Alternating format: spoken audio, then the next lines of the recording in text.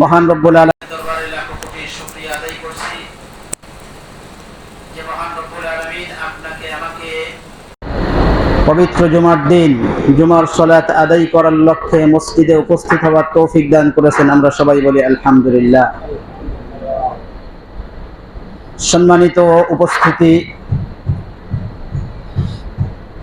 আমরা যে মুসলিম এবং যে ইসলামটা আমরা পালন করে থাকি, ইসলাম হচ্ছে ইনসাফের ধর্ম, ইনসাফ হচ্ছে ন্যায় নীতির ধর্ম।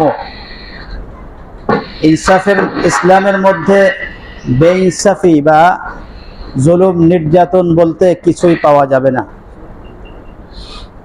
আমরা যদি সঠিকভাবে ইসলামটাকে পালন করি, তাহলে পৃথিবীতে মুসলমান অমুসলমান, মুসলিম হোক অমুসলিম হোক, যে ব্যক্তি হোক না কেন, সে সত্যিকার অর্থে তার যে মৌলিক অধিকার আছে সেই মৌলিক অধিকার সে পেয়ে যাবে। কারণ ইসলাম মানুষ হিসেবে তার যে মৌলিক মর্যাদা যেটা আছে সেই মর্যাদাটা নিশ্চিত করেছে। আমি যে আয়াতটা আপনাদের সামনে তেলাওয়াত করেছি, এই আয়াতের মধ্যে আল্লাহ রাব্বুল আলামিন ঈমানদার মুসলমানদেরকে ডাইরেক্ট নির্দেশ করেছেন ইনসাফ প্রতিষ্ঠা করার জন্য। আল্লাহ বলছেন, হে ঈমানদারগণ, হে ইয়া আইয়ুহাল্লাযীনা আমানু, হে ঈমানদারগণ। তাহলে যারা মুসলমান, ঈমানদার, মুমিন যারা, তাদেরকে উদ্দেশ্য করে আল্লাহ রাব্বুল আলামিন বলছেন, কুনু কাওয়ামিনা বিল কিসতি শুহাদা লিল্লাহ।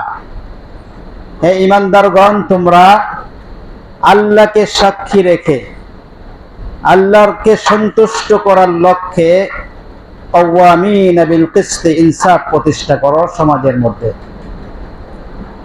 তাহলে আল্লাহ রাব্বুল আলামিনকে যদি আপনি আমি সন্তুষ্ট করতে চাই, তাহলে সমাজের মধ্যে ইনসাফ প্রতিষ্ঠা করতে হবে।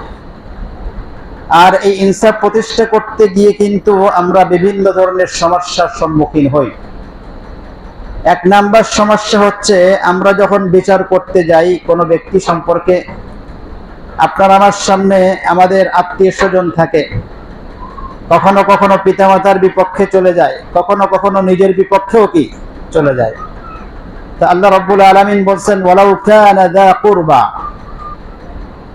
ইয়া আইয়ুহাল্লাযীনা আমানু কুনু কাওয়ামিনা বিল কিসতি শুহাদা লিল্লাহ ওয়ালাউ আলা আনফুসিকুম।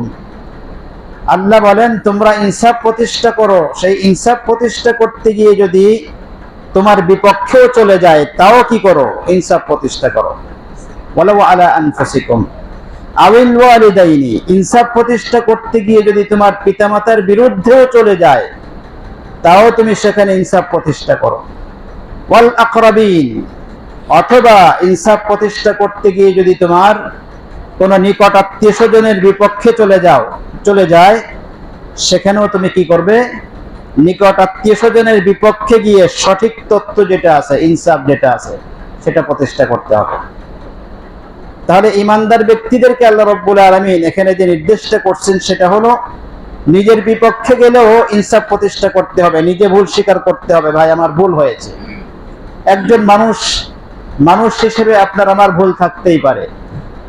যখন সেই ভুলটা প্রমাণিত হবে, তখন সেই ভুলটাকে শুধরে নিতে হবে, স্বীকারোক্তি প্রদান করতে হবে, আমার এই কাজটা কি হয়েছে, ভুল হয়েছে। এটা একজন ঈমানদার ব্যক্তির ঈমানি আলামত। আপনি যে সত্যিকার অর্থে মুসলমান, আপনি যে প্রকৃতপক্ষে মুমিন, এটার প্রমাণ হচ্ছে আপনার যদি কখনো ভুল হয়ে যায় এবং সেটা যদি প্রমাণিত হয় আপনি ভুল, আপনার কথাটা ভুল হয়েছে, আপনার এই নিয়মটা ভুল হয়েছে, আপনার এই তথ্যটা ভুল হয়েছে, আপনার এই কি বলে যে মতাদর্শটা ভুল, যখন প্রমাণিত হবে তখন এটা স্বীকার করে নেওয়া, ভাই আমার ভুল হয়েছে, আমি এটা কি করলাম, উল্টো করলাম।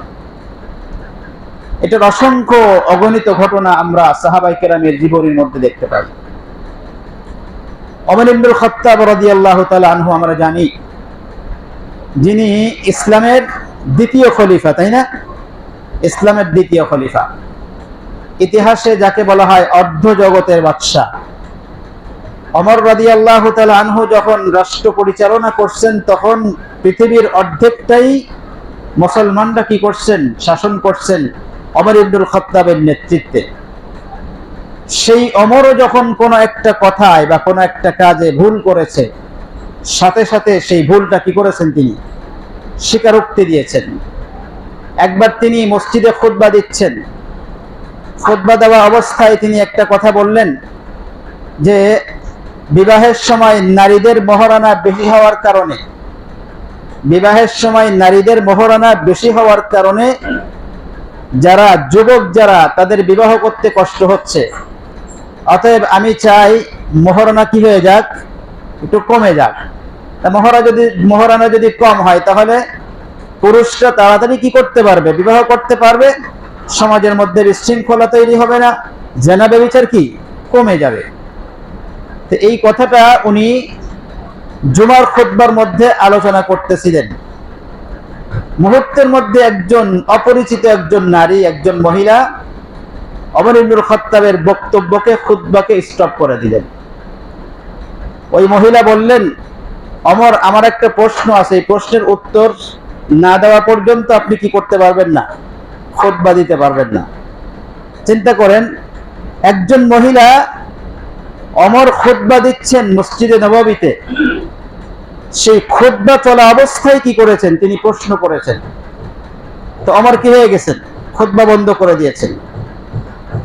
তো ওই নারী প্রশ্ন করলেন ওমরকে উল্টা, যে আপনি যে মোহরানার কথা বললেন, মোহরানা কমাই দেওয়ার কথা, আল্লাহ রাব্বুল আলামিন তো নারীদেরকে মোহরানা বেশি দিতে বলেছেন। তিন কোরআনের একটা আয়াত তেলাওয়াত করলেন ওই মহিলা, وآتيتم إحداهن قنطارا فلا تأخذوا منه شيئا। পুরুষদেরকে বলছে, তোমরা যখন বিবাহ করবে, বিবাহ করার সময় যদি তুমি তোমার স্ত্রীকে অঢেল সম্পদ দিয়ে দাও, কিনতারান মানে অনেক সম্পদ দেওয়া, 20 বড়ি 150 বড়ি 200 বড়ি স্বর্ণ কি করা, দিয়ে দেওয়া। আমাদের সমাজের মধ্যে আছে না, যাদের এবিলিটি আছে, তারা বিবাহের সময় কি করে, লক্ষ লক্ষ টাকার স্বর্ণ দিয়ে দেয়।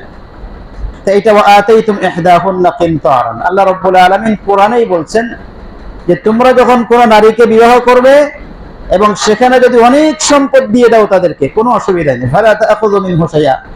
তবে মনে রেখো, যেটা তোমার স্ত্রীকে তুমি দিচ্ছ সেটা কিন্তু আর নিতে পারবে না। ঝগড়াঝাটি হয়েছে, তালাক হয়েছে, পরে মোহরানার টাকা তুমি কি করবে, ফেরত নিবে, এই ধরনের কোনো কাজ কি ইসলামে নেই। ফালা তাআখুযু মিনহু শাইআ, যেটা তোমার স্ত্রীকে তুমি দিয়ে দিবে সেটা আর কি করবে না, এটা নিতে পারবে না। তো এই আয়াতটা যখন ওই মহিলা ওমর ইবনুল খাত্তাবের সামনে তেলাওয়াত করলেন, তিনি বললেন, আল্লাহ রাব্বুল আলামিন বলছেন বেশি দিতে, আপনি কম দিতে কে? তাকে বলছেন, ওমরকে বলতেছেন ওই মহিলা, যে আল্লাহ যেখানে বেশি দিতে বলতেছেন, আপনি কম দিতে কে? এই প্রশ্ন যখন ওই নারী মহিলা ওমর ইবনুল খাত্তাবকে করেছিলেন, ওমর সাথে সাথে কি করলেন, তার বক্তব্য উদ্ধৃত করলেন। ওমর সাথে সাথে বললেন, আসাবাত ইমরাআতুন ওয়া আখতা ওমর। শব্দটা ঠিক এরকমই ইতিহাসের পাতার মধ্যে আসছে, আসাবাত ইমরাআতুন ওয়া আখতা ওমর। ওই মহিলাই সত্য কথা বলেছে, ওমর ভুল করেছে। ওই মহিলাই সত্য কথা বলেছে, ওমর কি ভুল করেছে। তাহলে চিন্তা করে দেখেন, একজন খলিফাতুল মুসলিমিন, যিনি অর্ধ জগতের বাদশা, তিনি বক্তব্য দিতে গিয়ে একটা কথার মধ্যে গিয়ে কি করেছেন, ভুল করেছেন। সেটা যেখানে বক্তব্য দিচ্ছেন সেখানেই কি করেছেন, তিনি তার বক্তব্য উদ্ধৃত করেছেন। এটাই হচ্ছে ইনসাফ। আল্লাহ রাব্বুল আলামিন যেটা বলছেন, ওয়ালাউ আলা আনফুসিকুম, হে ঈমানদারগণ, তোমরা ইনসাফ প্রতিষ্ঠা করো। যদি সেই ইনসাফ প্রতিষ্ঠা করতে গিয়ে তোমার বিপক্ষেও চলে যায়, তাও কি করো, ইনসাফটাই ধরে রাখো। বেইনসাফি যেটা আছে, জুলুম যেটা আছে, সেটা কি করো, বন্ধ করে দাও, স্টপ করো। এটাই একজন ঈমানদার মুসলমানের চরিত্র হওয়া উচিত।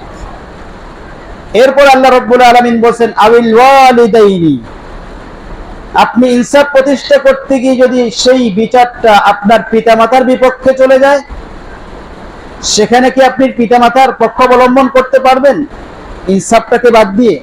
নো। আল্লাহ রাব্বুল আলামিন স্পষ্ট বলে দিলেন যে তোমার পিতামাতার বিপক্ষেও যদি চলে যায় কোন একটা বিচার, ইনসাফ, সেখানেও কি করতে হবে, পিতামাতার পক্ষ অবলম্বন করার কোনো কি নেই, সুযোগ নেই। আবিল ওয়ালিদাইনি ওয়াল আকরাবিন। এরপরে 3 নাম্বার স্টেপে বললেন, যদি বিচার কার্য পরিচালনা করতে গিয়ে, ইনসাফ প্রতিষ্ঠা করতে গিয়ে যদি তোমার আত্মীয় স্বজনের বিপক্ষে চলে যায়, সেখানেও কি করবে? তুমি ইনসাফের পক্ষে থাকবে, আত্মীয় স্বজনের পক্ষ অবলম্বন করবে না। আয়াত যদি এই পর্যন্ত আমরা পড়ি, তাহলে আমরা দেখতে পাচ্ছি আমাদের সমাজের মধ্যে আপনার সাথে কারোর সাথে যদি কোনো গন্ডগোল লাগে, সেক্ষেত্রে যদি প্রমাণিত হয় আপনি দোষী, আপনার মতটাই কি ছিল? ভুল ছিল, তখন ইমানদারের ইমানি দায়িত্ব হচ্ছে ভুল স্বীকার করে নেওয়া। কোন একটা জায়গার মধ্যে আপনি গিয়েছেন, আপনার পিতামাতা বা কেউ ভুল করেছে, প্রমাণিত হয়েছে, সেখানে কি করতে হবে? পিতামাতার পক্ষ অবলম্বন করা যাবে না, সত্য যেটা সেটাকেই কি করতে হবে? প্রকাশ করতে হবে। আল্লাহ রাসূল স্পষ্ট হাদিসের মধ্যে বলেছেন, কুলিল হাক্কা ওয়ালাউ কানা মুররা, তুমি সত্য কথা বলো, সেটা যদি তিতাও হয়, সেটা কি করো? প্রকাশ করে দাও।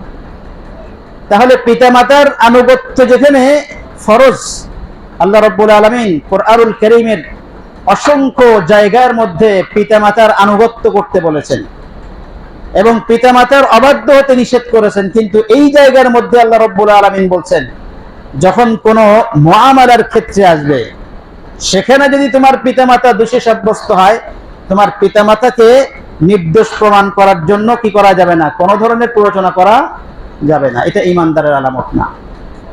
এটা বলেন দেখি, এই আয়াতের সাথে আমাদের সমাজের বাস্তবতার সাথে কি কোনো মিল আছে?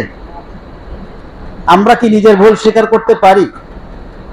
আমরা কি আমাদের পিতামাতার বিপক্ষে যেতে পারি? আমরা কি আমার ফ্যামিলির বিপক্ষে যেতে পারি যদি কোনো কারণে আমার ফ্যামিলি কি করেছে? ফল করেছে, ভুল করেছে। এই দুঃসাহস, এই সৎসাহস কি আমাদের মধ্যে আছে? নেই।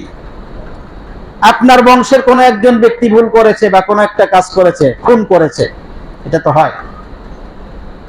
সে খুন করেছে আমি জানি, শুধুমাত্র ওই ব্যক্তিটাকে বাঁচানোর জন্য আমরা কি করি? মিথ্যার আশ্রয় নিই।